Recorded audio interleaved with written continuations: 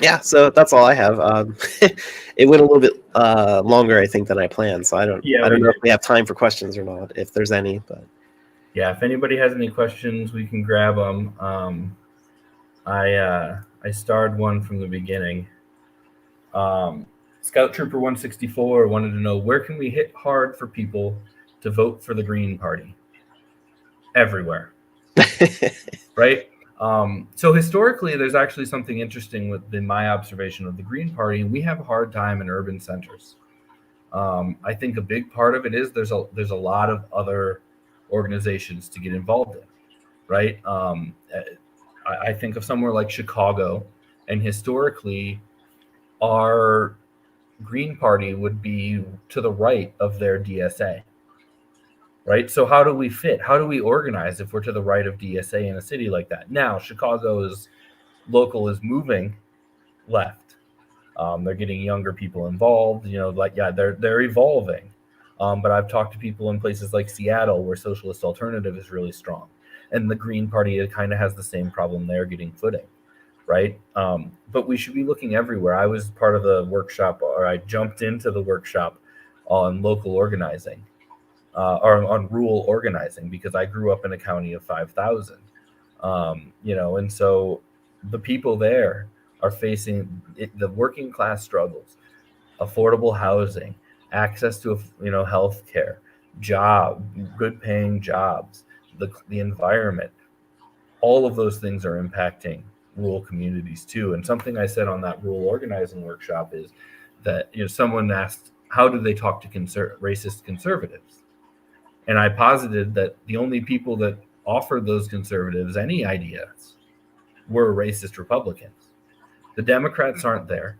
The left isn't there.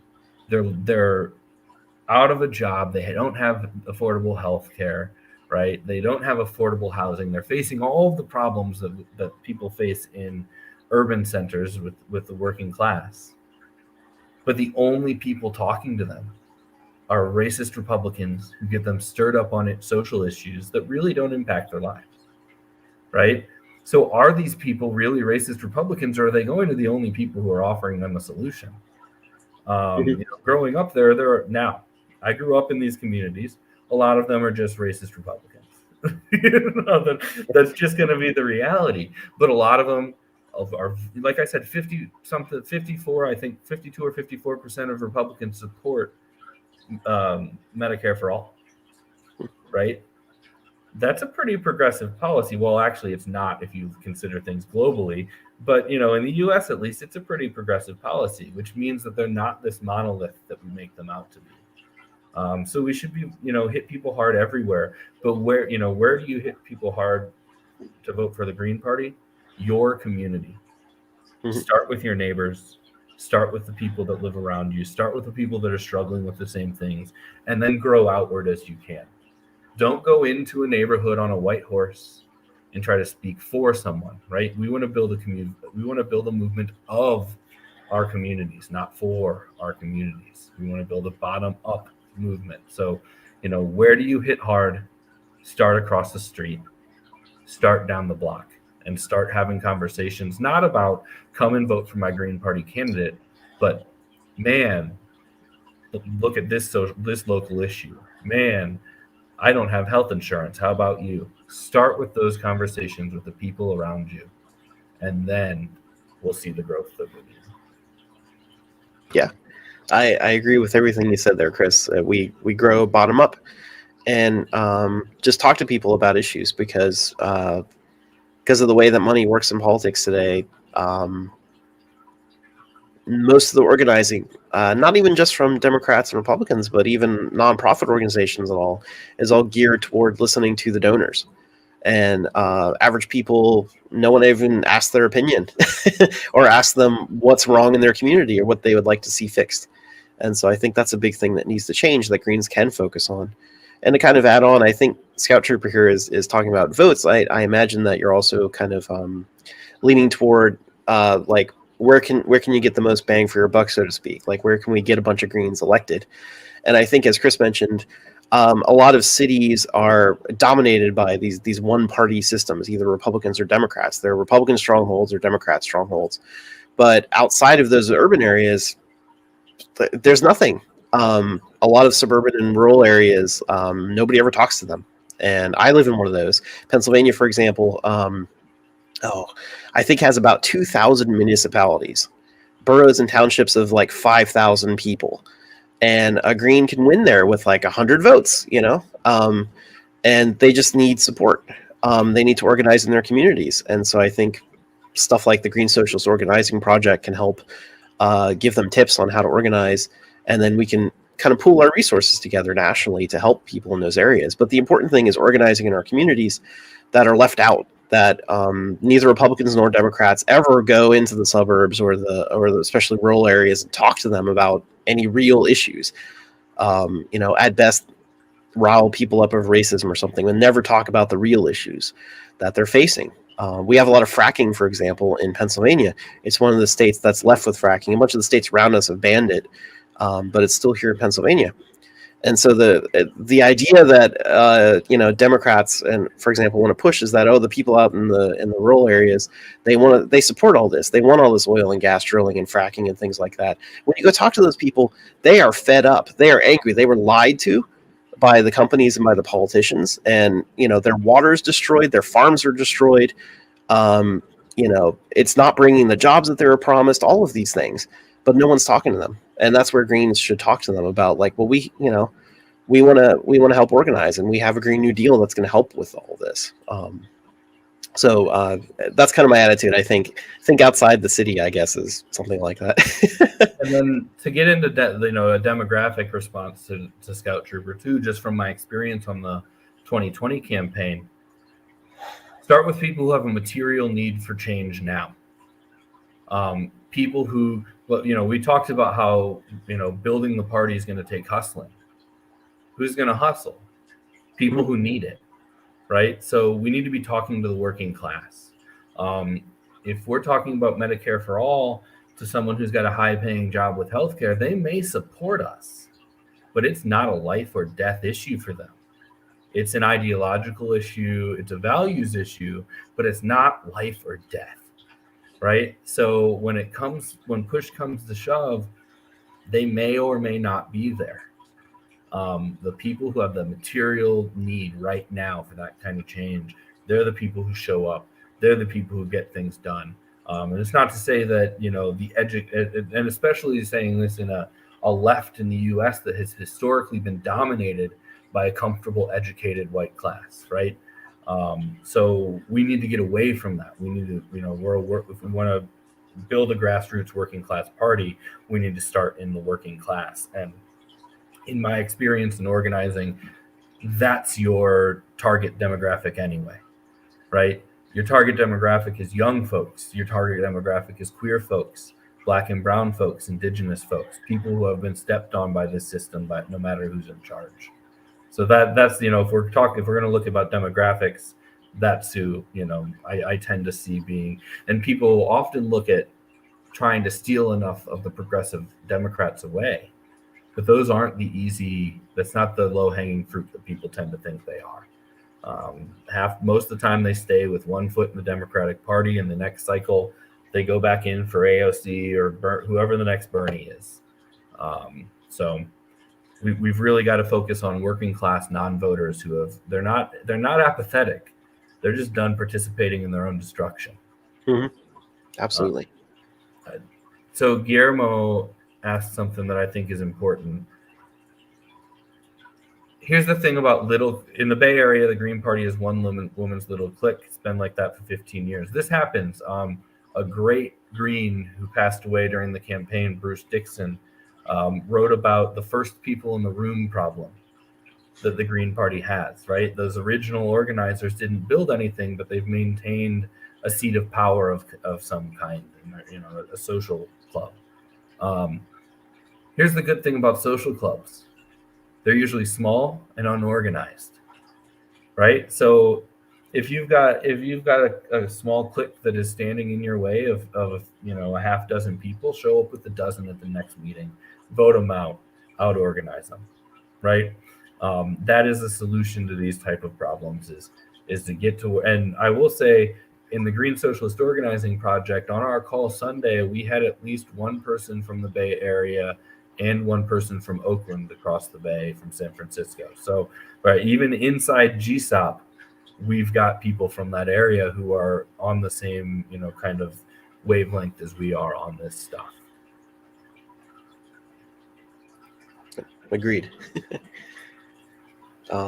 It's always out organizing, right? Making sure that you're working with the community and bringing people in so that the community is actually represented. Because the Green Party is grassroots and decentralized and democratic and all these things, that's always the best way to do it, to handle things democratically, to bring people in and get folks elected and change the things that you don't like. The other thing I'll say too is, sometimes in these situations, people can kind of stonewall you. Do the work anyway, right? Have an attitude of the train's moving, you can get out of the way or get on. Yep. Right. So when someone jumps in so when you bring 12 people and they still manage to use, technicalities to block approving it, just start doing it, right? Just start going. So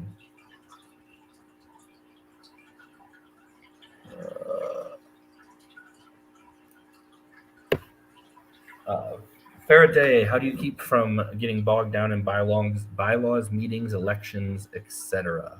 Oh, I picked this one because I'm the systems person in the campaign. A big part is consistency. For bylaws are super important here, right? Make sure they're clear. If you want to have smooth meetings, make sure what a meeting is, how it functions is clearly defined in the bylaws. If you want to have smooth elections, make sure that this happened recently in a state where no one disagreed on the votes that were cast, but they disagreed on the way to count them, because it was just kind of generically said ranked choice vote. They didn't designate how they were going to be cast, whether it was SCV or what. And so and we've had this problem as well in the Green Party, where we try to take disciplinary action and we try to base it on a platform, which is not a rule document, but a values and vision statement, right? So if we want to be able to stand up against oppressive behaviors and actions in our party, we need to have anti-oppression bylaws in place that lay out a democratic and fair process for dealing with these kind of issues. So a lot of this is, to keep things moving, a lot of it is bylaws. A big thing that I see too is people won't participate until the last second, right? So we're writing a platform amendment and no one participates for months online as we write it, but then we come to the meeting and people are trying to propose whole new languages, right? And we just had this happen in Illinois, and we ended our bylaws discussion or our platform discussion, and we're going to have a new rule going forward that we will not accept substantive changes on the day of the meeting. Everyone in the party got emails, everyone got notifications in our organizing platform. And we had public Zooms for 2 months every week where people could come in and participate. That's the time to write it, right? So you don't you set these kind of rules so that you don't let your meetings get bogged down in this kind of off the cuff stuff. This came very in handy for Illinois. During the 2020 presidential election, there was some disruption at other states' meetings from people who couldn't get 100 signatures but wanted to be presidential candidates. And so Illinois, before our meeting ever happened, our coordinating committee discussed at length and democratically voted how to handle it. So when people came and disrupted, there was no debate. We knew exactly how it was going to be handled, and we handled it.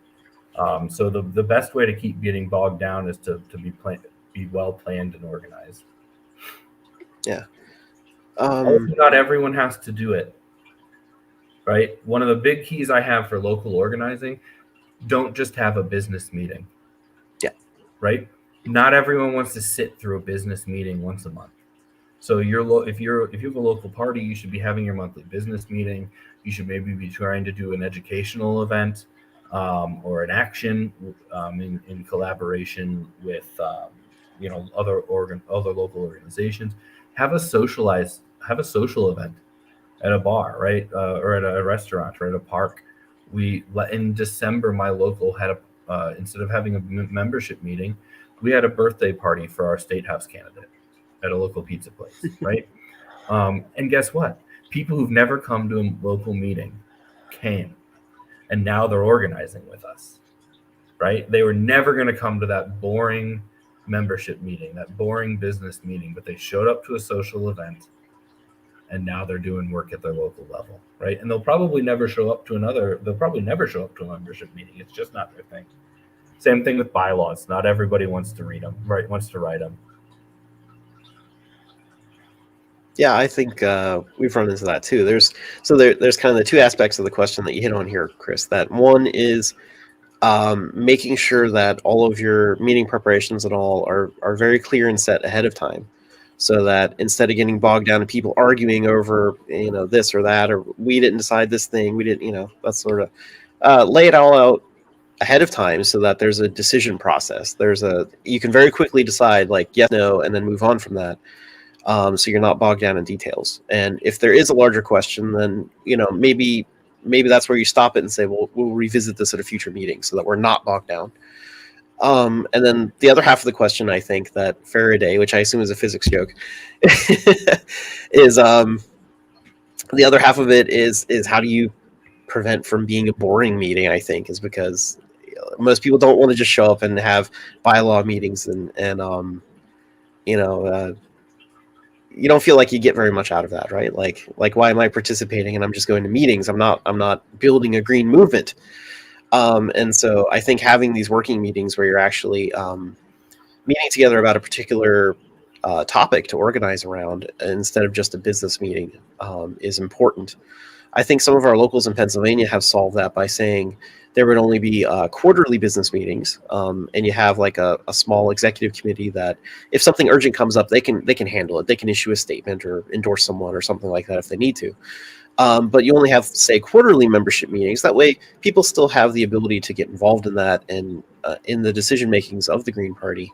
But that's not the major focus. The major focus, weekly and monthly, is getting together at the birthday lunch for the candidate or something to get more attention for them, or meeting to plan an action, some protest or something in your community. And you can get together and make signs together or something like that, for example.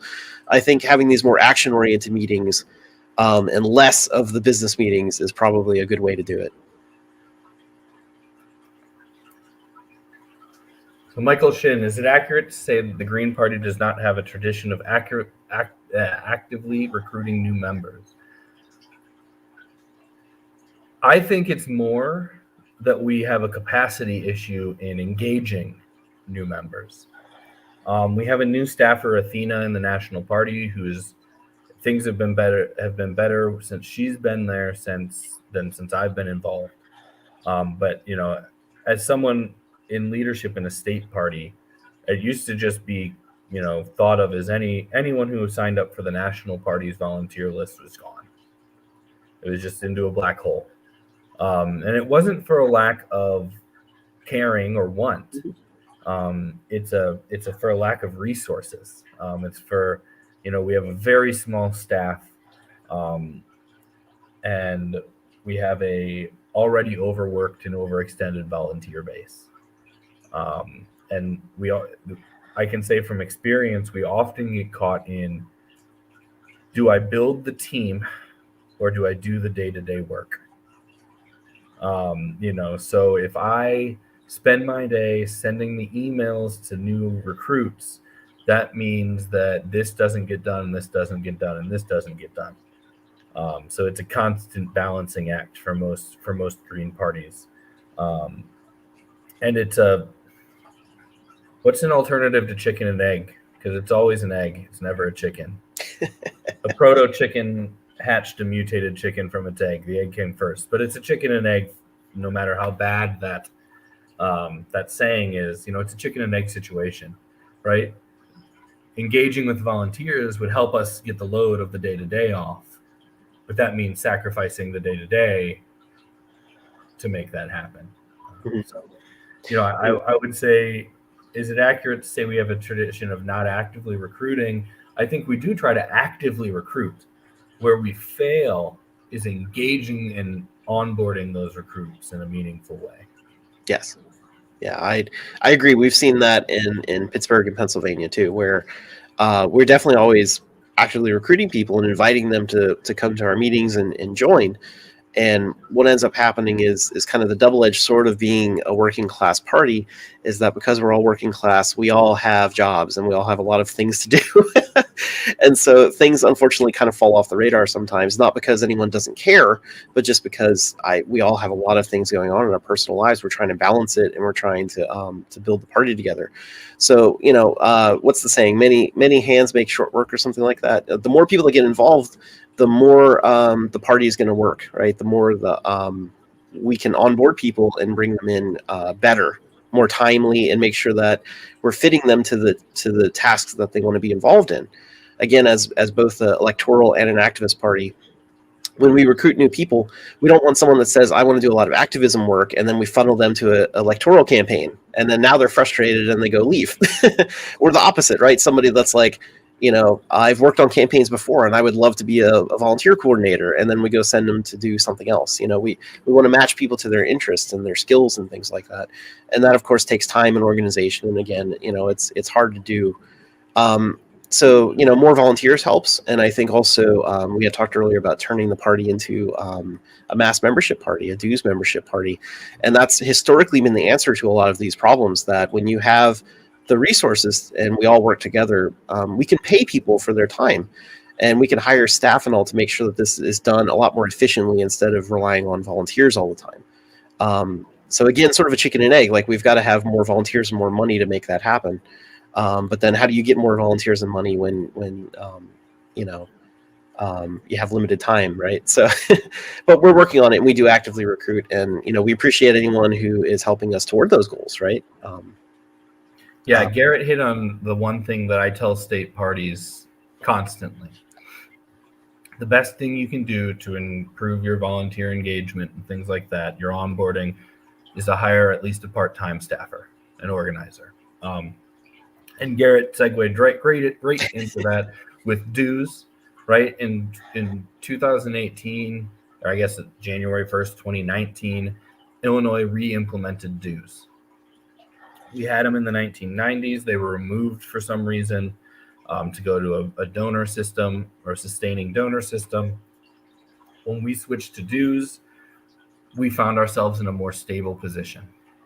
When we were in that sustaining donor system, we really relied on a very small number of comfortable, benevolent members, right? When the budget was in trouble, one of them would drop $1,000 into the account. Since implementing dues, we've never been in trouble to the point that we needed someone to drop $1,000 into an account. It gave us a level of stability that allowed us to hire a part-time staffer, and she is, responsible for most of the growth of the party. We have very dedicated volunteers who put in hours and hours of work, but there's a level of responsibility and accountability that come with paying someone a salary or a stipend that makes sure the work gets done. Whereas if I'm a volunteer in a day like today, where my son woke me up at 5:30 and I was on the clock until my wife got home at 5:30, and now I'm going to do a stream, right? I may not do, if I don't have a stipend, I may not do the work I need to do tonight. I may go to bed. But if I've got a stipend and I know it's my job to get that this has to happen for tomorrow, it'll get on the plate and get finished before I shut down. I want to take one more just because it's super relevant to what I was reading in the media committee, and then I think we should go because we've been on a couple hours. Yeah, sounds good. But will the Ukraine take an active part in standing up to against the new war in the Ukraine? The Peace Action Committee is already working on a statement. I think it was Garrett who posted in the media committee today and said, we need to be out front with a statement. I don't know if Peace Action or International Committee are working on it, but we need to talk to them. So the answer is, yes, a statement will be coming out from the National Party. And one of the reasons I wanted to click this is that's kind of what the extent of what the National Party can do. Right, like we said, we're a federation of state parties, not members. So the National Party will certainly send out an e-blast to all of our membership, telling them to oppose the war in Ukraine. There might be something like a digital contact your congressperson and tell them to say no to the war in the Ukraine type thing. But as a grassroots party, actually standing up and fighting, opposing this war is going to come down to the locals and what we do at the local level. I have no doubt Allegheny County, where Garrett's at, will be out. And when I'm sitting, is it there still? Yep. On my phone is a message from my state house candidate saying it's going to be 38 on Sunday, which for us is going to be nice. And he said no to war on Ukraine rally. So we're already talking about it. And I think that's a common thing happening throughout the party. We have a lot of things we disagree on in this party, and war is one of the few issues that doesn't have a whole lot of disagreement. We're almost a universe.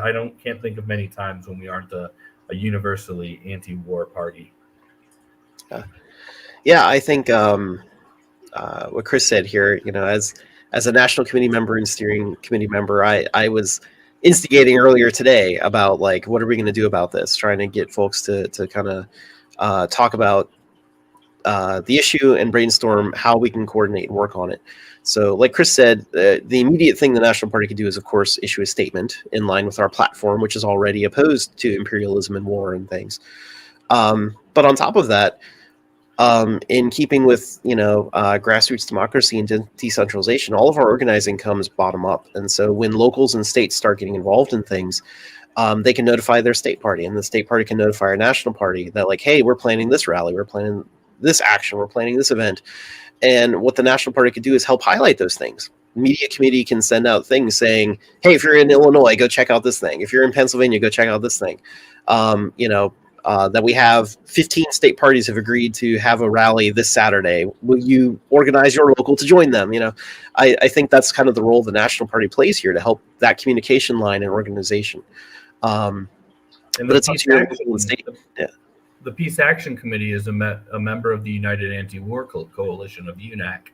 Yeah. So, when things like this happen and you see UNAC, calls for a march on Washington to oppose war in the Ukraine, the Green Party of the United States, the Illinois Green Party, lots of Green parties are part of that coalition, and then are trying to turn people out, as part of a broader movement, not just the Green Party. Yeah, right. So in something like this, an issue like Ukraine, you may not see, and oftentimes you shouldn't see, and this has been a problem on the left, people running up to the front with their banners to make sure people know that the Green Party did this.